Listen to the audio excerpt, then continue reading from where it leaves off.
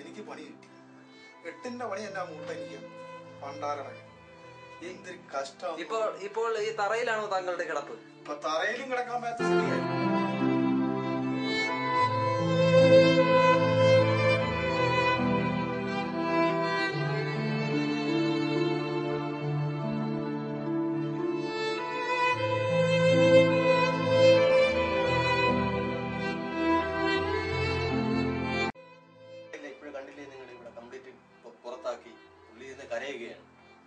കട്ടിലൊക്കെ പുറത്താക്കിയല്ലേ? കട്ടിലെല്ലാം പുറത്താക്കി. പുള്ളി ഞാൻ വന്നപ്പോ ഇവിടെ ഇരുന്ന് കരയുന്നു. നിങ്ങൾ കണ്ടു കാണുമല്ലേ കരയുന്നത്. അപ്പോ ഇപ്പോഴത്തെ ഈ തണുപ്പത്തും ഈ തറയിൽ കിടക്കാനാണ് അദ്ദേഹത്തിന്റെ അവസ്ഥ. അത് വളരെ ദയനീയം തന്നെയാണല്ലേ?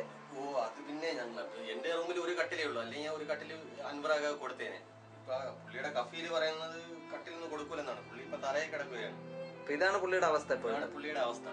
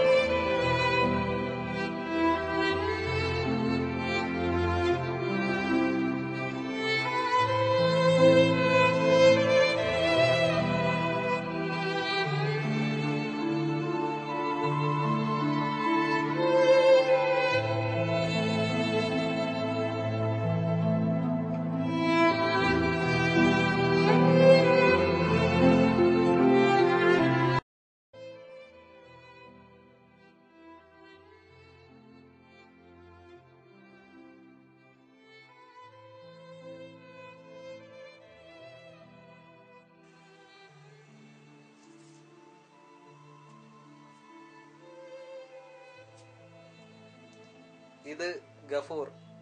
2 വർഷം മുമ്പ് വിദേശവാസം ആഗ്രഹിച്ച് ഗൾഫിലെത്തിയ ഇയാൾ ഇപ്പോൾ തളർവാദം ബാധിച്ച് കിടപ്പിലാണ്.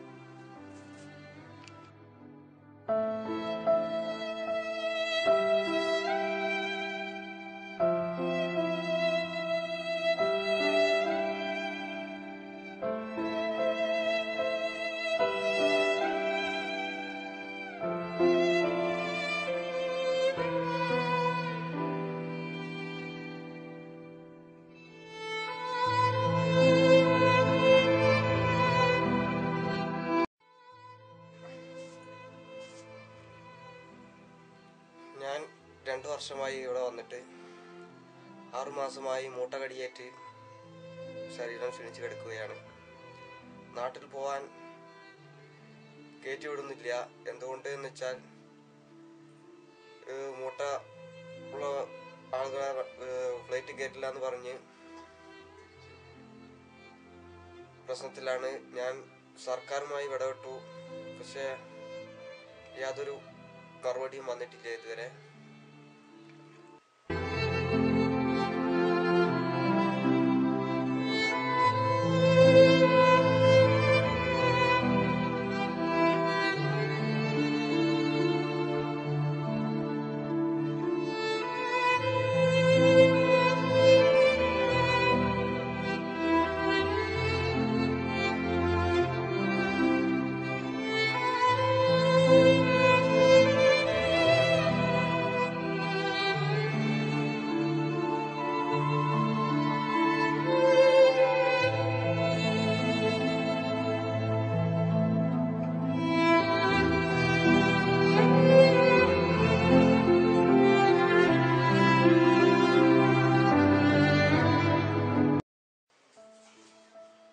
ഇത് ഗഫൂറിന്റെ സുഹൃത്ത് ഷമീർ.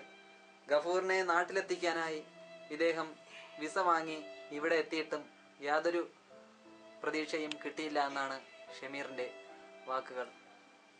ഷമീറിനോട് ചോദിക്കാം, എന്തൊക്കെയാണ് ഷമീർ ഗഫൂറിനെ കൊണ്ടുപോകാനായിട്ടല്ലേ നാട്ടിൽ നിന്ന് വന്നത്? എന്തൊക്കെയാണ് ഇപ്പോൾ സംഭവിച്ചത്? നാട്ടിൽ നിന്ന് പൈസ എടുത്ത് ഇവിടെ വന്നത് ഗഫൂറിനെ കൊണ്ടുപോകാൻ വേണ്ടിയിട്ടാണ് വന്നത്.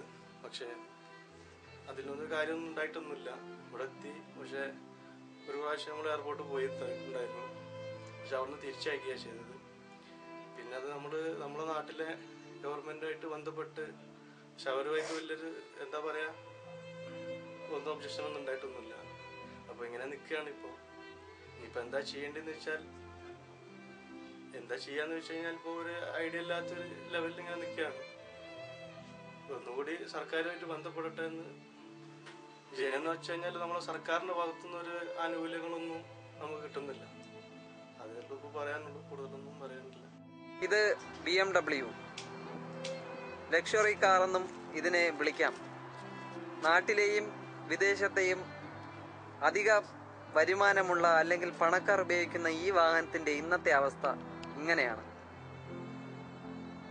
മൂട്ടയുടെ കടി കാരണം അൻവർ സാദത്ത് BMW പുറത്താണ് തലയണയും തൻ്റെ ബെഡ്ഷീറ്റും മെത്തയുമൊക്കെ വെയിലത്തിട്ട് ഉണക്കിയെടുക്കുന്നത്.